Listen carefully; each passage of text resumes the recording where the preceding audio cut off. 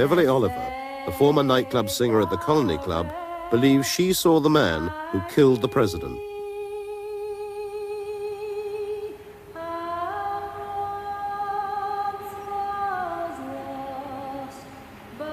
She was in Dealey Plaza on the morning of the assassination.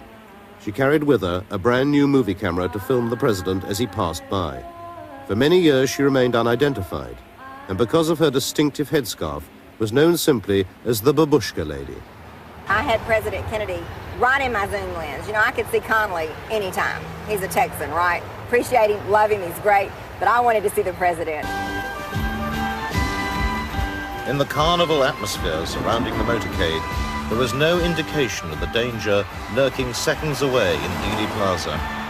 When I first heard a noise, I was not aware that that was a shot being fired, and maybe perhaps that's why I continued to film, because I thought it was a backfire or a firecracker. I mean, I wasn't used to being around guns. I did not realize that those were shots until I saw in the frame of my camera President Kennedy's head come off, the back of his head. Then I realized that that was a shot. I don't know how many I heard. I know where I thought the shots came from. Was the picket fence area around that large tree somewhere on the other side of those steps, but in the picket fence area. There was a figure there and there was smoke there. I will always believe that the man that shot President Kennedy was standing somewhere in the picket fence area, and no one will ever convince me any differently. Next to Beverly, as she filmed, was eyewitness Charles Brem with his young son. He was swiftly besieged by newsmen. Tell us exactly what you saw, sir. He was coming down the street, and my 5-year-old boy and myself were by ourselves on the grass there on Palmer Street, and I asked Joe to wave to him, and Joe waved, and I waved, and that's all right, sir. You were ready. It was frightening. They took me and my 5-year-old boy because we were surrounded by the 2 busloads of people there. They had asked me, how do you know it was rifle shots? Were you ever in the Army? Were you ever? I said, yes, I was not only in the Army, I was in combat, and I pulled up my sleeve and showed them my arm and said that I've had bullet holes in me. So this started the crowd around me. Well, some of the police thought that I was possibly the guilty party, and they took me right to the front door of the school book depository where a police car was parked, and put me and little Joe in the police car. Well, an awful lot of the people who were passing by there thought that I had did it, and I was pounding on the car and calling me names that you don't repeat in good company. And there were an awful lot of you didn't know the cops from the robbers. After the assassination, Beverly was contacted at work by FBI agents who took her undeveloped film and promised to return it within 10 days. She has not seen it since. From the position that I was filming, I had the best shot of the assassination, and probably the only one that had a real good shot of the grassy knoll. And probably would be a lot of unanswered questions answered if my film could be found. Fortunately, a few feet to Beverly's left, Mary Ann Moorman in the dark coat took her picture a split second after the president had been fatally struck in the head. Although frequently examined by the FBI, her historic snapshot was too widely publicized to disappear. We know that the president's car was in the center. Its dramatic secret, however, has only recently been uncovered. After 5 years of intensive study of the Moorman picture by 2 researchers in Texas, Jack White and Gary Mack, there is at last convincing evidence of a gunman up on the grassy knoll. Here is the guy that we call Badge Man, and it appears to me that from our study of it, his waist is right at the top of the wooden fence. Gary Mack was the first to isolate the image, now known as Badge Man. What I was looking at, to a lot of people, might have just been like looking at an ink blot or something, and all of a sudden I started to see eyes and ears and forehead and hair, and little by little the pieces of this image started to make sense to me. And that's when I first called Jack. And with his photographic work doing the blow-ups, we could see more and more and more detail. And at one point, we realized that this fellow was probably wearing a police uniform, or some type of uniform that was close enough to what the Dallas police were wearing, so that he could pass as a police officer. And really, to me, that was the one scary moment, because that was such a brilliant plan. A police officer in that location, away from where people were watching, if anyone did see him, they wouldn't think anything about it, because there were police in that area, although nowhere near where we see this guy. So this guy was an imposter. And I got chills then, because that was the realization that this was a very cleverly, well thought out plan. You have to keep in mind that the Mary Moorman picture is about this size, and the area that we're dealing with is about a 1/4 inch square. So the area that Badgeman appears in is very tiny. And that's why the attempts to enhance it photographically have been very difficult over the years. This small area was the scene of an extraordinary encounter. Behind the picket fence, there is a car park, and in 1963, Gordon Arnold was a 22-year-old serviceman, just out of training camp and en route to a posting in Alaska. This is his first film interview. On that particular morning, what happened was I came downtown and I thought there was going to be a parade.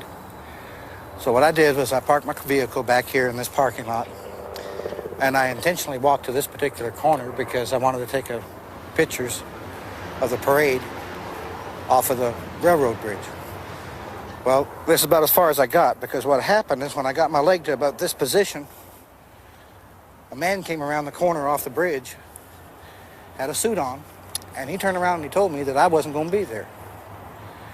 And I guess I was younger and more spunky at that time, because I told him, you and who else is going to keep me off the bridge? And he pulled out an identification card and he said, I'm with the CIA. And I said, well, that's enough muscle. I'll leave. So I turned around and I brought my leg back over like this. I walked down the fence line here about halfway. And I was looking over the fence to see if I could get a good shot of the parade. And he come back up and he told me, he says, I told you to get out of this area. And I said, okay. So I walked the complete length of the fence, got around on the other side. That's when I started to line up my frame so that I could take the picture of the parade. I had been panning shots through here so that I could get whatever was going to come down the street. And I saw that it was the President of the United States. And as I was panning down this direction, just as I got to about this position, a shot come right past my left ear. And that meant it would have had to come from this direction. And that's when I fell down. And to me, it seemed like a second shot was at least fired over my head. There's a bunch of report going on in this particular area at that time. And what happened was that while I was laying on the ground, it seemed like a gentleman came from this particular direction. And I thought it was a police officer because he had a uniform of a police officer. But he didn't wear a hat. And he had dirty hands. But it didn't really matter much at that time, because with him crying like he was, and with him shaking when he had the weapon in his hand, I think I'd have gave him almost anything except the camera, because that was my mother's. And literally what the man did was kick me and asked me if I was taking a picture. I told him that I was. And when I looked at the weapon, it was about that big around, and I decided I'd let him go ahead and have the film. I gave it to him, and then he went back off in this direction. I went off in this direction. And 3 days later, I was in Alaska. And I didn't come back to the United States for about 18 months. We spent a lot of time studying the picture and looking at little details, and I guess in the back of our minds was a story that had come out 4 years earlier by a man named Gordon Arnold, who claimed to be a witness to the assassination and claimed to have been standing up by the fence. And there was a light blob of something very close to where Badgeman was. We weren't sure what it was, but gradually as details started coming out with Jack's photo work, we realized that this image was probably Gordon Arnold. And here's a guy who had told his story just to an acquaintance and was overheard, and that story went off to the news media, and Gordon Arnold was interviewed, and it appeared in the newspaper that he had been at the scene and was in that location, but no one believed him. because there were no photographs or films that showed a man in that position. But all of a sudden, the Moorman picture confirmed his story. And again, the interesting part is that Gordon Arnold's story came out 4 years before we noticed the appearance of this figure in the Moorman photograph. We later learned that Arnold was wearing this Army cap that had a slight point at the top and a medallion on the right-hand side that said U.S. Army, and it's exactly what we see in the photograph. We also know that Gordon Arnold was filming this scene with a movie camera, and that's exactly what the photograph shows, because we see the right arm of the person in this position with his hand up toward his face and what appears to be obstructing his face, something perhaps like a movie camera. All right, you want to check that measurement once again? Yeah, this is about... Gary and Jack's work has been verified and duplicated by independent experts in Great Britain.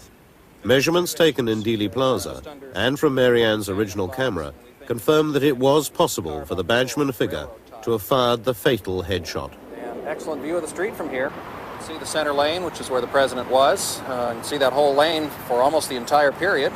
It's a great position to be in. But the photograph had yet more to reveal. I was sitting in my office here one day looking at the picture, and I saw just all of a sudden what appeared to be another image standing directly behind the Badgeman.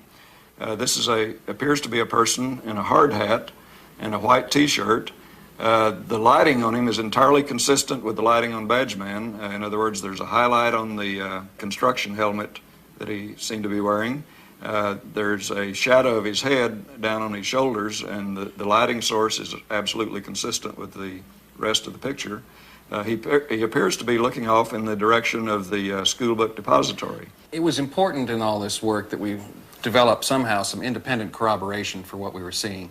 And one of the important and yet often neglected witnesses in the Kennedy case is a railroad signalman named Lee Bowers, who was working in a railroad tower behind the picket fence and behind the grassy knoll. And he had a good view of the area where we see these figures. And he testified to the Warren Commission and told them that when Kennedy appeared in Dealey Plaza, there were two men behind the fence that he could see. And these two men were in this one position the whole time before, during, and after the shooting. Lee Bowers died in a mysterious car accident 2.5 years after the assassination. However, his story is confirmed by another eyewitness, Ed Hoffman, a deaf mute who is interviewed here for the first time. I'd gotten off work early because I had a dentist's appointment. I was traveling down the freeway here, and I remembered that President Kennedy was coming to visit Dallas. I parked my car here. I realized at this spot that I would be able to see Kennedy pass close by. I stood here and waited, and I was looking towards where he would be coming from. I suddenly saw two men who looked suspicious directly over there in the car park. 25 years ago, these trees did not obscure the view. From his position at the side of the freeway, Ed Hoffman could clearly see the car park area behind the grassy knoll. I saw a man standing here, wearing a black hat and a blue jacket. I saw a puff of smoke, and I thought it was a cigarette, but it wasn't. He had a gun, and he walked towards the railroad. He tossed the gun to the second man. Then he turned and straightened his jacket, adjusted his hat, and walked casually away.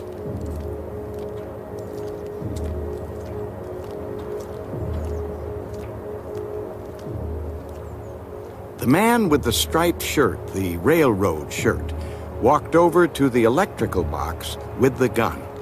He took the gun apart. He put it in a toolbox.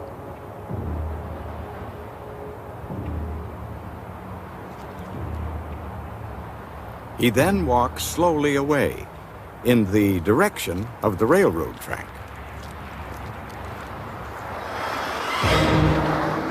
When the motorcade passed by below me here, I realized that Kennedy had been shot. I was horrified. I saw a policeman standing on the railroad bridge, and I tried to get his attention, but he didn't see me.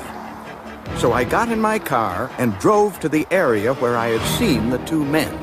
but there were so many people there, and I couldn't find them. I went to the FBI to tell them what I had seen. They didn't want me to say anything. They offered me money to keep quiet. They didn't understand that it was more important for me to tell them what I'd seen. It was hard for me to communicate with them. I do feel that the two men I saw were working together, and that the one with the gun behind the fence was the man who shot President Kennedy. Look at the situation. The FBI started in the investigation right away, and they had all these reports, over 50 reports from eyewitnesses saying at least one of the shots came from that area. And here, all of a sudden, they've got a photograph that shows a precise area within a sixth of a second of when the president's head explodes. Someone, somewhere in the FBI must have wondered, perhaps the gunman is in this picture. And I think they knew the evening of the assassination that there was a second gunman up on the grassy knoll. The medical evidence as it exists now does not indicate a shot from the front. But we do have to understand that if Badgeman was firing, and if it was Badgeman's shot that struck the president in the head, that means the medical evidence has been altered. And there you've got conspiracy existing within the United States government. Despite the government, Gordon Arnold is certain of what he saw. The training that I had just finished, they were shooting live ammunition over us. And when a bullet goes past your ear and your eardrum feels like it's coming out the other side of your head, it's close.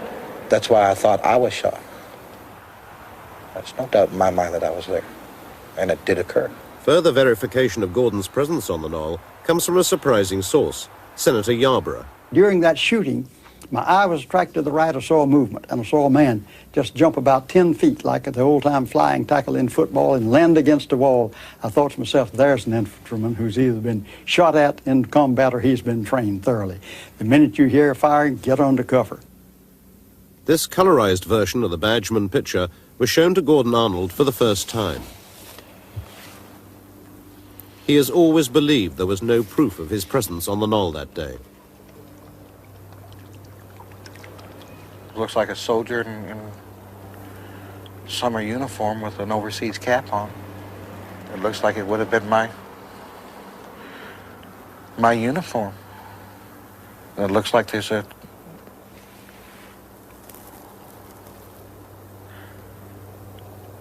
camera.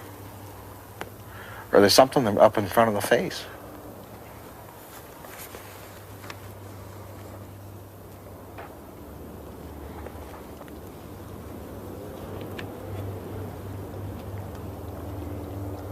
It looks like a white spot. If it's a flash, it would be like off of a muzzle flash. This looks like a police officer because that would be the badge. That would be the arm emblem. Would this fella back here be the railroad man I asked you about this morning? Because when I was walking to the site, and I had never told anybody that I had, when we were out there filming, it reminded me that there was a railroad worker just standing out there by the railroad tracks.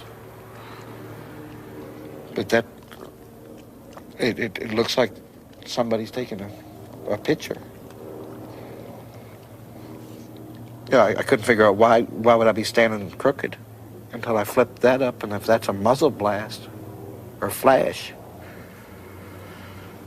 then whoever's standing there would have been a fool to stand up straight. He'd been trying to get away from harm's way is what it boils down to. And that could very well be me.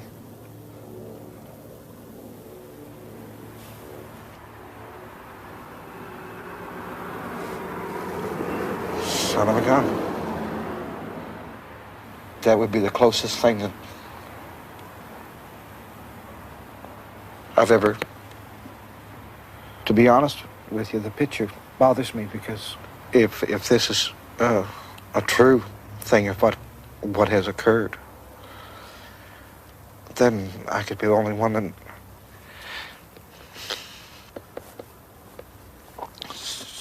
saw the man. They killed the president, And to be honest with you, if I'd have known this,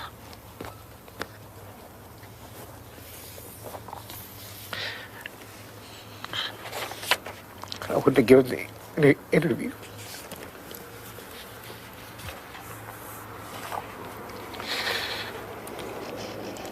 Because that hits too close to home right now. If the figure is real, then that means the witnesses were correct, and the researchers who have spoken of conspiracy for 25 years now were also correct. It means the Warren Commission was wrong. There was a conspiracy. The question then is, who was involved in the conspiracy? And alongside with that is, was Lee Harvey Oswald involved in the conspiracy? One of the good things the Warren Commission did was literally itemize the last few days of Lee Harvey Oswald's life. And the problem for the Warren Commission now would become, well, he had no opportunity to be with other people to plan something like this. So we now have to wonder seriously, perhaps for the first time, whether Lee Harvey Oswald even fired any shots. The search for the men who did fire the shots has taken a dramatic step forward due to a painstaking and dangerous investigation by one man, writer Steve Revell.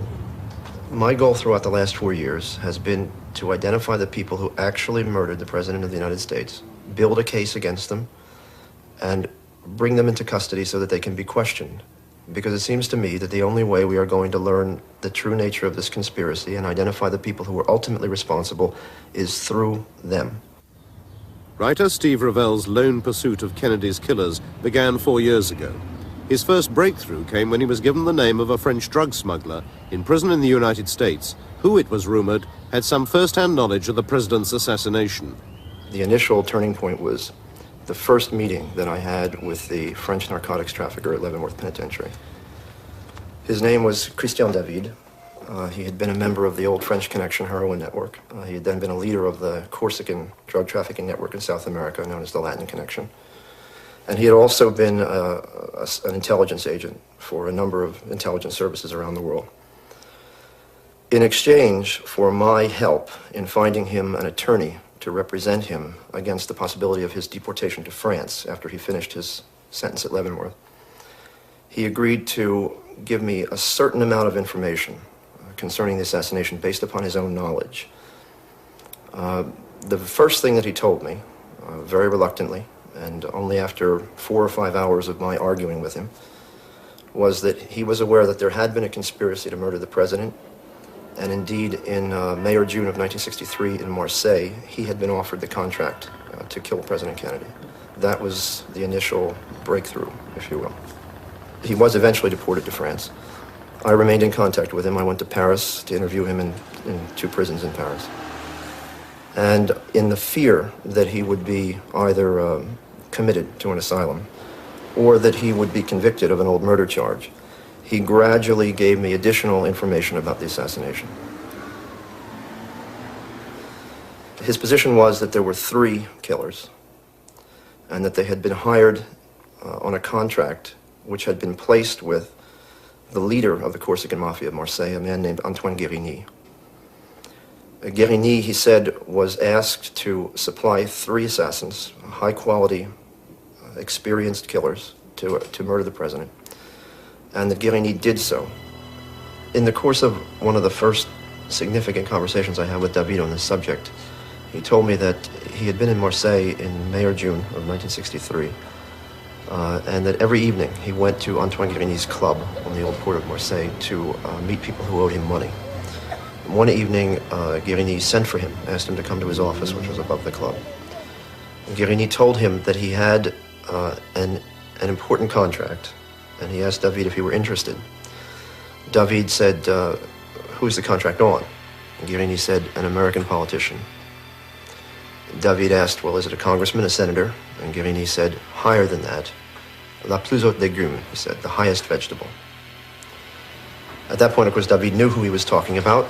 David asked him where was the contract to be carried out, and when Guérigny said it would be done inside the United States, David refused on the grounds that that was much too dangerous. Now, David initially would only give me the first name of one of the 3 men on the grounds that 2 of the 3 were still alive, And since they were members of this Corsican milieu, which has a code of silence and a code of vendetta, if he named them, he himself would be murdered. However, he did agree to give me the first name of the third man who he said was dead. And that man, he said, was named Lucien. I then spent a great deal of time in Paris and Marseille trying to find out who this Lucien was. And through contacts that I made in the journalistic and police and intelligence communities, I was able to determine that this Lucien was in fact a Corsican drug trafficker and killer of the 1960s and 70s by the name of Lucien Sarti. Sarti had been killed in Mexico City in 1972. I confronted David with the name of Sarti, and he in effect confirmed that that was the man he had referred to. He was an extremely reckless, very daring man, known and despised even by his colleagues for taking enormous chances. But that same recklessness made him one of the most successful contract killers and drug traffickers of his era. Having identified Sarti, Christian David, fearing for his life, refused to name the other two assassins recruited to kill Kennedy. Nonetheless, in successive interviews, he slowly began to reveal how the contract, placed here in Marseille, had been carried out. In the fall of 1963, the three killers were flown from Marseille to Mexico City, where they spent some 3 or 4 weeks at the house of a contact in Mexico City. He said that they were then driven from Mexico City to the U.S. border at Brownsville, Texas. They crossed the border using Italian passports. He said that they were picked up on the American side of the border at Brownsville by a representative of the Chicago Mafia, with whom they conversed in Italian. They were then driven to Dallas and put up in a safe house which had been prepared for them so as not to leave any hotel records. He said that they spent several days taking photographs of Dealey Plaza, and in the evenings at the safe house they studied the photographs and they arranged what he called a crossfire with 3 guns. On the question of the actual murder, he was reasonably specific that 2 of the assassins were in buildings behind the president's limousine. He did not know which buildings. However, he did specify that one was high and one was low. In fact, he said presque sur l'horizontale, almost on the horizontal. And he went on to add, you can't understand the wounds unless you understand that one of the men was almost on the horizontal. Now, in a separate conversation with David, I asked him, based upon what I knew about Sarti's penchant for changing his appearance, whether Sarti had ever said anything to him about having worn a disguise. And David said, what do you mean by a disguise? I asked him, did Sarti ever indicate that he wore clothing other than he normally would have worn? And David thought about it for a moment and said, he wore a uniform. I asked him what kind of uniform, and he refused to answer. But he did add that on jobs like this, they were always in disguise. He said if, for example, there were a military post nearby, they would dress in military uniforms. He said that there were 4 shots. The first shot was fired from the rear, struck the president in the back. The second shot was also fired from the rear, and as David said, hit the other man in the car. The third shot was fired by Sarti from the front, struck the president in the head. And the 4th shot was fired from the rear and missed the automobile entirely. So his scenario, as he claims to have learned it from the gunman, was 3 guns, 4 shots, 3 hits, 1 miss. He also added at one point that 2 of the shots were fired almost simultaneously. He said that in the moment of panic, which always follows an incident of this kind, they were able to get away from Dealey Plaza and go back to the safe house. Now, he made the specific point that the worst thing that you can do at a moment like that is to try to escape. And so they stayed in their safe house for some 10 days until things quieted down sufficiently, and then they were flown by a private plane from Dallas to Montreal. He said that the people who met them in Montreal were established contacts who were used to moving people in and out of the country, and that from Montreal they returned to Marseille. Now, having told me all of this, I presented to him the obvious problem, which was his personal lack of credibility. And I asked him, was there anybody in the world who could substantiate this story? And it was at that point, after thinking about it for a minute, that he advised me to go and look for a man named Michel. Michel Nicoli could have been anywhere in the world. A former narcotics trafficker turned government informant, he had become a United States federally protected witness and had officially disappeared. I searched for him in Europe, North America, Central America, and South America. I traveled many thousands of miles, spoke to hundreds and hundreds of people. I was given a lot of false leads. I took out coded ads in newspapers all over the world addressed to him using language that he would understand. And finally, in June of 1986, I, almost by accident, found the one person in the U.S. government who knew where he was, who was a very high official of the Drug Enforcement Administration. I was able to persuade this man to put me in touch with him without telling him why I wanted to talk to Michel, and he agreed to do so.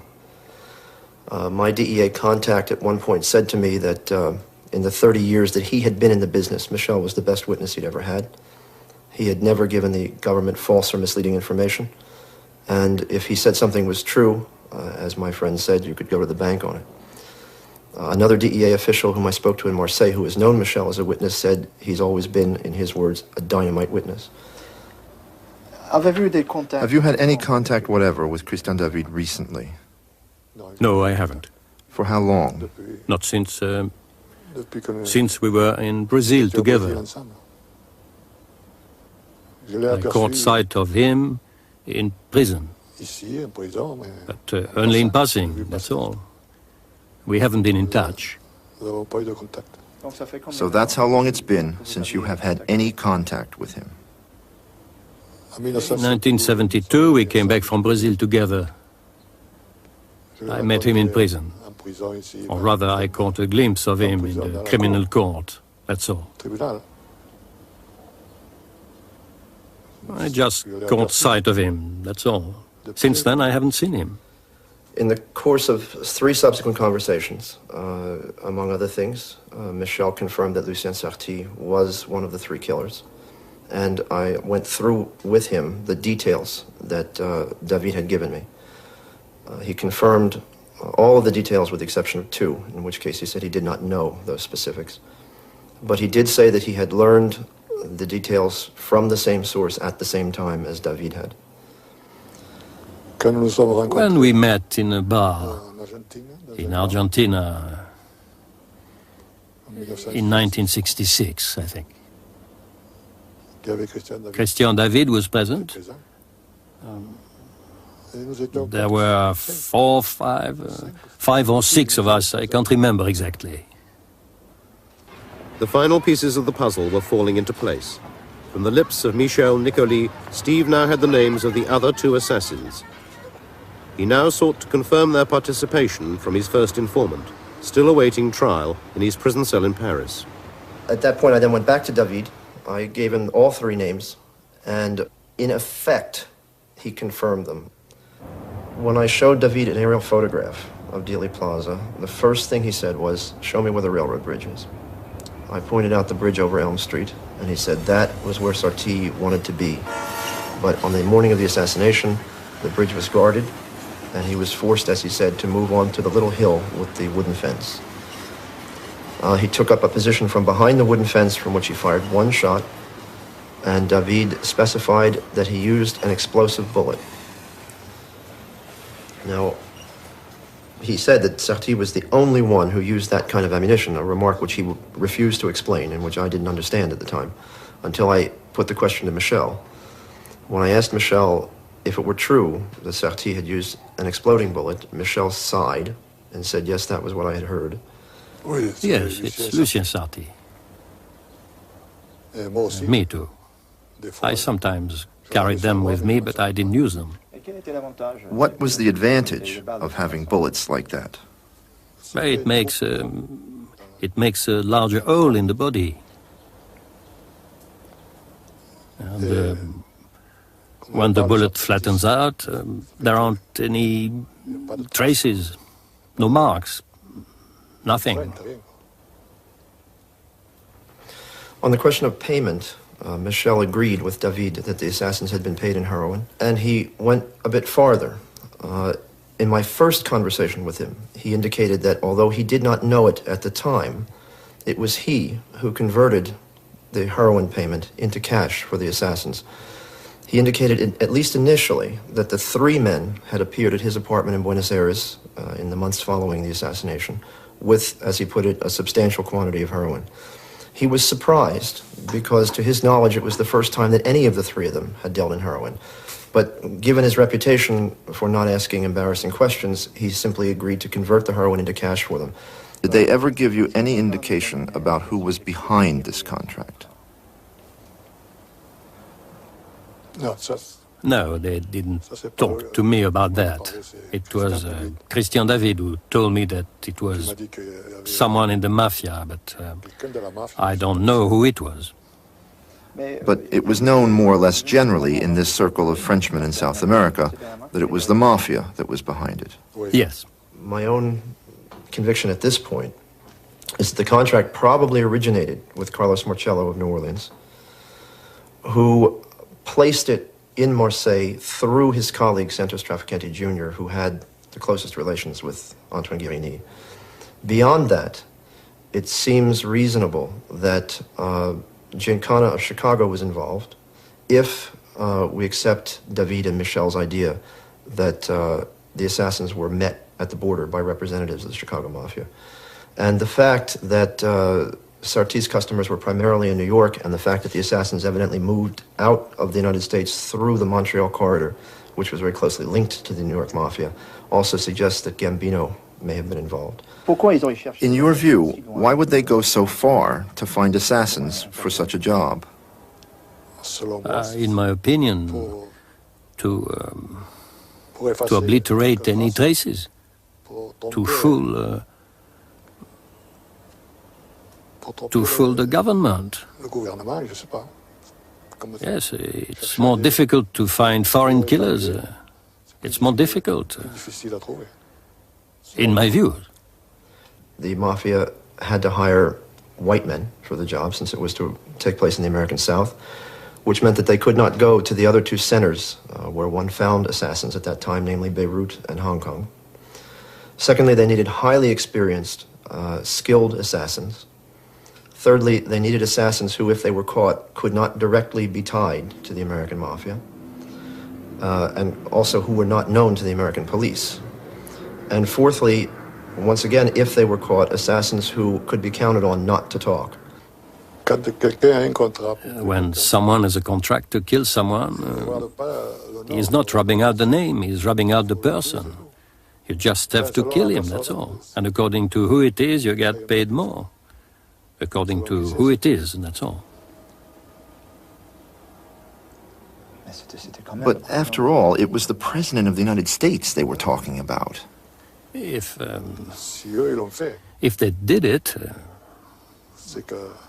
it's because they didn't give a damn. There are people like David who refused to do it. There were others who didn't refuse. But Sarti, would he have been capable of that? Oh, yes. As a killer, he's capable of anything. It's not a question of sentiment. No sentiment with him. I couldn't pursue the matter much farther on my own. And to this point, I had been working on it for 3 years, essentially on my own. It was clear that at this point I was going to need some sort of official assistance. And so I decided to confide what I knew in the DEA official who had put me in touch with Michel. Based upon what Michel had said and his own inquiries, the DEA official decided that the matter ought to be handled in an official fashion. The first step was that he and I together went to interview Michel. And to my enormous relief, Michel repeated essentially the same story he had told me in front of the DEA official. At that point, I, in effect, had engaged some official interest on the part of the government in my inquiries. The DEA official then felt that it was necessary to make the FBI aware of what it was we had learned, since the case was not in DEA's jurisdiction, but was still in the FBI's jurisdiction. The essence of what I learned was turned over to the FBI by the DEA in 1987. An official of the FBI then interviewed Michel Nicoly and indicated that he was persuaded by Nicoly's statement. I assumed at that point that given the testimony by credible witnesses, the government would then move toward the indictment and the arrest of the people who had been named. So far as I can tell, since then, nothing has happened. Subsequent to that, I was able to learn from Christian David and other sources that the man who was in charge of the logistics And the organization of this plot was another Marseille gangster, a very important figure, who was based here in Marseille for many years, named Paul Mondoloni, who was for many years the liaison between the Guerinis at their headquarters here on the Old Port and the U.S. Mafia, specifically Centros Trafficanti. They established that liaison in Havana when Mondoloni ran the Corsican casinos there, and it was sustained later when the Corsicans were thrown out by Castro and they were forced to move to Montreal and establish a heroin smuggling outpost there. Mondoloni would have been the ideal person to have organized and carried out this plot. The feeling on the part of the officials, both at DEA and FBI, however, was that before we could go to a grand jury, we would need two witnesses. We had potentially Michel Nicoli. They felt we would also have to have Christian David. However, Christian David has steadfastly refused to testify on this case until he is freed from jail. He obviously fears for his life. Now, all this is very frustrating. I mean, it's a very intolerable state of affairs because the men who murdered the President of the United States have been named by witnesses who even the government considers are credible. We have people we can put our hands on, people we can arrest, and nothing is being done about it. And yet until they're arrested and interrogated, and the truth comes from their own lips, if they are in fact guilty, we may never know the resolution of this mystery. We may never have the truth about this matter. And that's a situation that I personally find intolerable. Christian David is still in Paris on the old murder charge, the shooting of a French policeman in 1966. He vehemently protests his innocence. His defense lawyer, Henri Jérémy, has great faith in the credibility of his client and his extensive inside knowledge of the criminal underworld. David is not anybody. He's a serious man. And American authorities knows that David is a serious man. David has been a long time in jail during his life, but anyway, he has made a lot of things during his life. Then, when David says something, it's serious. But David has always been extremely reluctant to impart any details of what he knows about the killing of Kennedy, even to his own lawyer. He said, yes, I know certain things. Could you tell me those things? I asked him. He told me, no, I'll talk when I'll be free. Yes, but he told me, I can, if you want, write to you what I know. I said, all right. And then he wrote to me a letter, a closed letter. And on this letter, it's written, cette lettre doit être gardée en dépôt par mon avocat jusqu'à ce que j'ai retrouvé ma liberté. Elle ne peut pas être ouverte sans mon autorisation. That letter must be kept in deposit by my lawyer until I am free.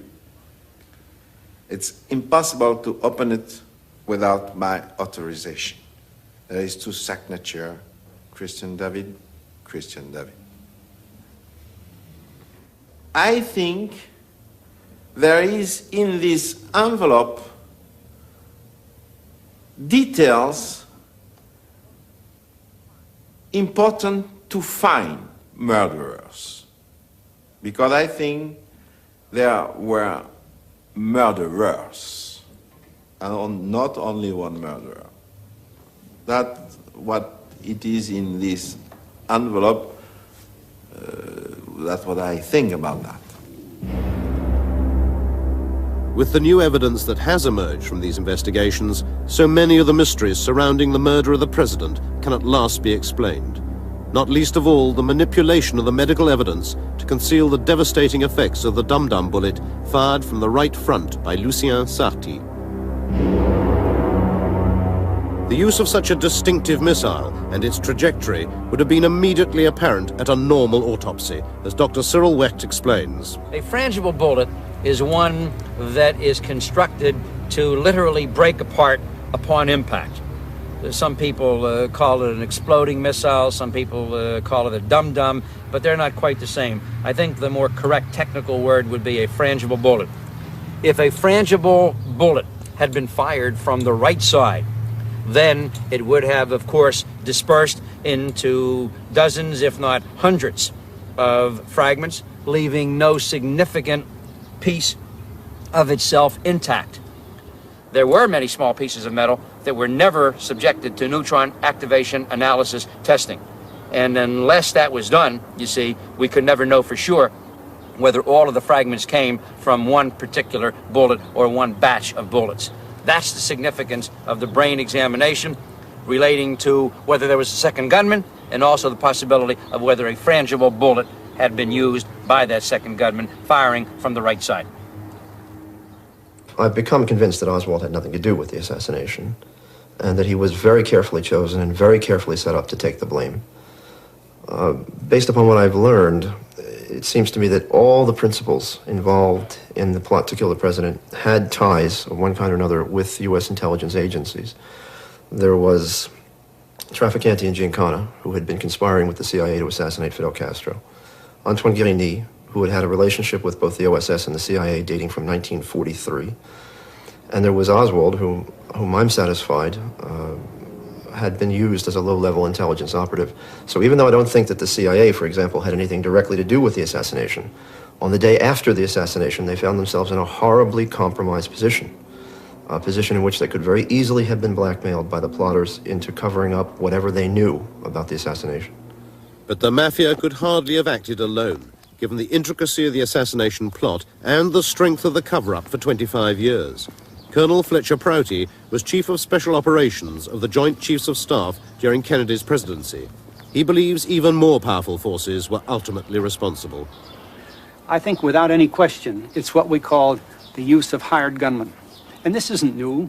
In fact, this little manual here, which is called the Assassination Manual for Latin America, contains a line which says that, talking about Latin America, if possible, professional criminals will be hired to carry out specific selective jobs in quote, which means murders. Well, if this manual for Latin America, printed within the last few years, and a government manual, says that, there's no question but what the application of the same techniques was dated back in Kennedy's time. In fact, I know that from my own experience. You know, I was in that business in those days. So, with that knowledge, you begin to realize that hired criminals, the way this book says, can be hired by anybody in power with sufficient money to pay them, but more importantly, with sufficient power to operate the cover-up ever after. Because you see, there's one thing to kill somebody. It's another thing to cover up the fact that you did it or that you hired somebody to do it. And that's more difficult. So they use the device of the Warren Commission report to cover up their hired killers. Now, who would hire the killers? And who has the power to put the Warren Commission report out over the top of the whole story? You see, you're dealing with a very high echelon of power. It doesn't necessarily reside in any government. It doesn't necessarily reside in any single corporate institution, but it seems to reside in a blend of the two. Otherwise, how could you have gotten people like the Chief Justice of the Supreme Court to participate in the cover-up, the police in Dallas to participate in the cover-up, etc., and the media? You know, all the media, not just one or two newspapers, but none of them will print the story that other than Oswald killed the president with 3 bullets, something that's absolutely untrue. I think it's extremely important for the American people to know that there can be the overthrow of a government, that there can be a coup d'etat in America, that in fact did happen through the assassination of President Kennedy. In order to prevent that kind of thing from happening again, in order to expose the forces that were responsible for that kind of murder and the kind of cover-up that has ensued in the following 25 years, it's necessary to expose it. Otherwise, we can have the same thing repeated again. Therefore, in the same fashion that we have exposed problems and scandals involved with Watergate, problems in Vietnam, problems in Central America, problems in the overthrow of governments elsewhere like Allende in Chile, and on and on and on, so must we expose that same kind of political assassination in our country. As painful as it may be, as disruptive as it might be in a transitory nature, as embarrassing as it might be to certain individuals and organizations in the United States government, that has to be uncovered. If they were able to do it to John F. Kennedy then, they could do it to some other president in the future.